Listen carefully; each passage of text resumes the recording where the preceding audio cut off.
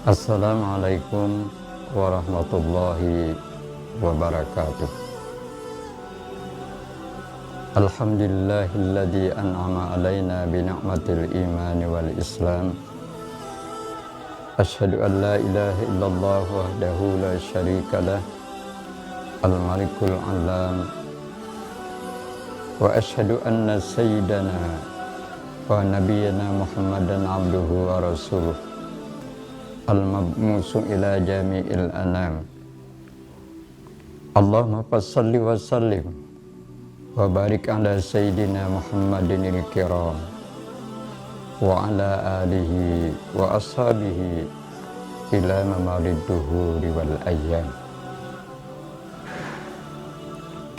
Pemirsa TV Tabalong yang kami muliakan, alhamdulillah wa syukurillah, kita dapat kembali bertemu dalam acara Pelita Hati TV Tabalong.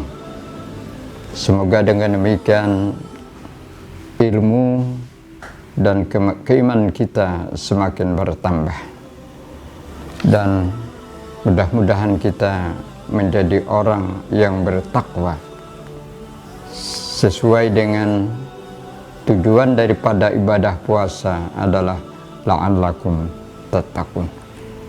Salawat dan salam kita haturkan kehadiran Nabi Muhammad sallallahu alaihi wasallam, para sahabat, para tabi'in, serta para pengikutnya sampai akhir zaman. Ada sebuah hadis Rasulullah yang mengatakan, dengan diriwayatkan dari An Aisyah radhiyallahu anha qalat, kana Rasulullah sallallahu alaihi wasallam yadhkurullahu ala kulli ahyanihi, rawahu Muslim. Kata Aisyah radhiyallahu anha bahwa Rasulullah sallallahu alaihi wasallam itu selalu zikir kepada Allah setiap saat. Itu hadis riwayat Muslim. Kemudian dalam Al-Quran surah Al-Ahzab ayat 41, ya ayyuhalladzina amanu dzkurullaha dzikran katsira. Hai orang-orang yang beriman, berzikirlah kepada Allah dengan zikir yang banyak. Secara bahasa, zikir itu berarti mengingat, menyebut. Secara istilah itu berarti zikir itu adalah menyebut, mengingat Allah dengan kata-kata yang baik, baik dengan lisan, baik dengan hati, maupun dengan perbuatan. Para ahli membagi zikir itu kepada tiga. Pertama, zikir dengan lisan. Yang kedua, zikir dengan hati. Yang ketiga, zikir dengan perbuatan.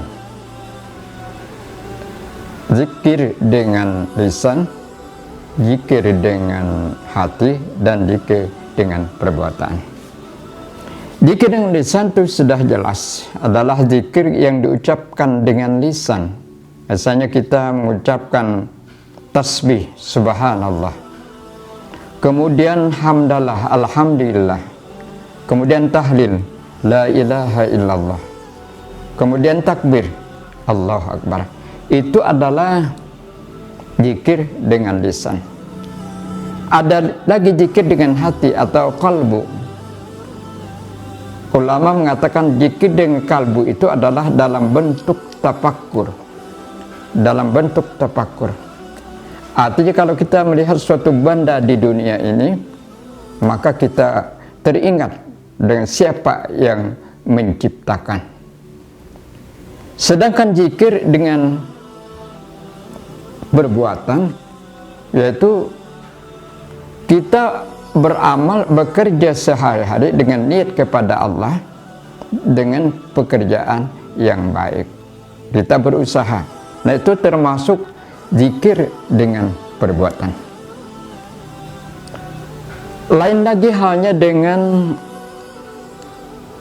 Imam Ibnu Athaillah As-Sakandari, pengarang Al-Hikam. Itu membagi zikir dengan 3. Pertama, zikir jali. Nah, zikir jali sama dengan zikir lisan tadi, yaitu mengucapkan, menuturkan kalimat-kalimat yang baik kepada Allah Subhanahu wa ta'ala. Subhanallah walhamdulillah wa la ilaha illallah wallahu akbar. Kemudian zikir khafi, ini sama dengan zikir qalbi, zikir dengan hati. Kata Ibnu Athaillah As-Sakandari, zikir khafi ini adalah menghadirkan hati akan keagungan dan kebesaran Allah. Nah, setiap melihat benda ciptaan Allah, melihat langit, maka teringat dengan Allah. Bukan langit itu Allah, tidak, tapi melihat kepada penciptanya. Melihat matahari, maka ingat dengan Allah. Itu namanya adalah zikir hati. Ada lagi yang namanya zikir hakiki, kata Ibnu Athaillah. Zikir hakiki ini adalah apabila zikir jali dan hafi ini menyatu, maka seseorang akan memiliki kontrol hati dan badan dengan baik. Dia tidak mau melakukan kejahatan. Dia berusaha untuk selalu melakukan kebaikan. Maka dirinya sudah terkendali dengan baik. Dia tidak mau lagi mengerjakan kemaksiatan, tetapi dia selalu mengerjakan kebaikan. Antara ucapan dengan perbuatan itu paralel, seiring. Antara lahir dan batin seiring. Inilah kata Ibnu Athaillah As-Sakandari. Jadi ada zikir jali, ada zikir hafi, dan ada zikir hakiki. Pemirsa TV Tabalong yang kami muliakan, pada bulan Ramadan ini ada zikir yang diajarkan oleh Nabi Muhammad SAW. Bulan Ramadan ada tiga fase. Fase 10 hari pertama, 10 hari kedua, 10 hari ketiga. Fase pertama zikirnya itu adalah Allahumma arhamni birahmatika ya arhamar rahimin. 10 kali Allahumma arhamni birahmatika ya arhamar rahimin. 10 hari kedua Allahumma ufirli dzunubi ya rabbal alamin.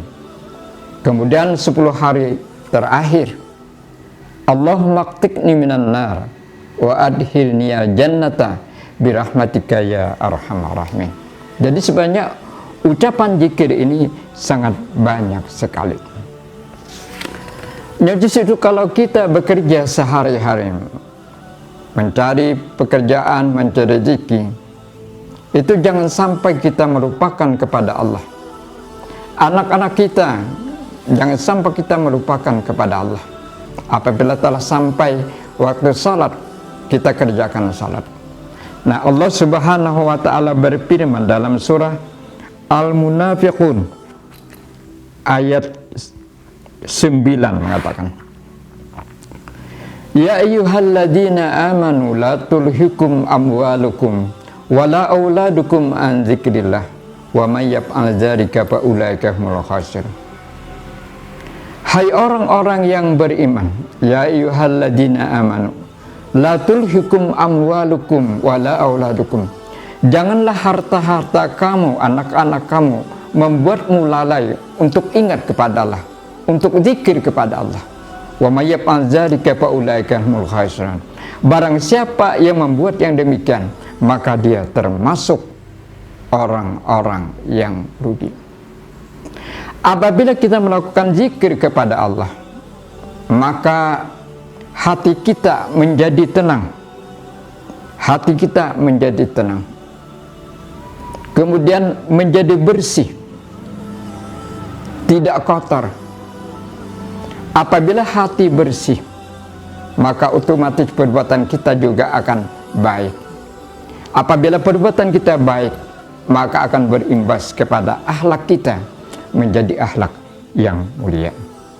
Justru itu ada beberapa manfaat dalam zikir itu. Ada beberapa manfaat dalam zikir itu. Pertama, dengan zikir hati menjadi tenang dan tenteram. Asalkan kita menghayatinya dan betul-betul mengerjakannya dengan lillahi ta'ala. Jadi hati kita dengan tenang. Alladzina amanu wa tatma'innu qulubuhum bi dzikrillah. Ala bi dzikrillah tatma'innu qulub. Alladzina amanu, orang yang beriman, wa tatma'innu qulubuhum, dan hati mereka tenang. Ala bi dzikrillah tatma'innu qulub. Ingatlah, hanya dengan mengingat Allah hati akan tenang. Yang kedua, dengan zikir kepada Allah akan menghapus dosa kita. Akan menghapus dosa kita. Nabi kita Muhammad sallallahu alaihi wasallam bersabda, "Man qala subhanallah bihamdih fil yaumi mi'ata marratan hattat hatayahu wa in kanat mislu jabadil bahri." Apabila kita berkata, apabila kita mengucapkan, apabila kita berzikir dengan ucapan subhanallah bihamdih dalam sehari itu 100 kali, maka akan dihapus kesalahannya meskipun sebanyak buih di laut. Jadi dengan berzikir banyak itu, dosa-dosa kita, kesalahan kita akan diampuni Allah Subhanahu wa taala. Yang ketiga adalah dengan zikir menundukkan syaitan. Karena dengan zikir itu kita akan dapat melawan gangguan dari syaitan. Orang yang kuat imannya selalu ingat pada Allah, dia akan terhindar dari godaan dan gangguan syaitan. Dalam Al-Quran surah Ar-Ra'd ayat 36, Allah mengatakan, wa imma yanzaghannaka minasyaitan nazghum fasta'id billah innahu huwas samiul alim.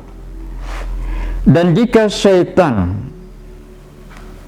mengganggumu dengan suatu godaan, maka mohonlah perlindungan, kepada Allah. Jadi zikir itu adalah suatu bentuk permohonan perlindungan kita kepada Allah. Demikian yang dapat kami sampaikan. Akhirnya kami ucapkan wabillahi taufiq wal hidayah. Assalamualaikum warahmatullahi wabarakatuh.